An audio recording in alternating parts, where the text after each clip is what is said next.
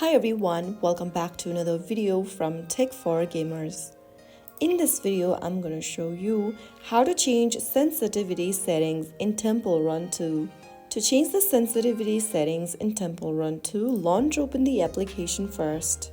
On the home screen of Temple Run 2, go ahead and tap on the gear button at the top left. This will open up the settings menu where you will be able to see the sensitivity option. There you will be able to see the low, medium and high sensitivity option. Go ahead and select the sensitivity settings, how low or high you want it to be, while tilting your device and running on the game.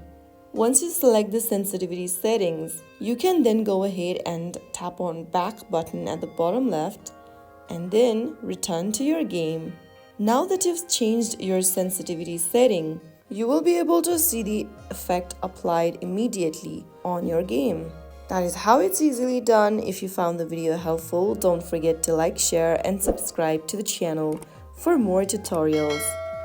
I'll be back in the next video. Stay tuned till then.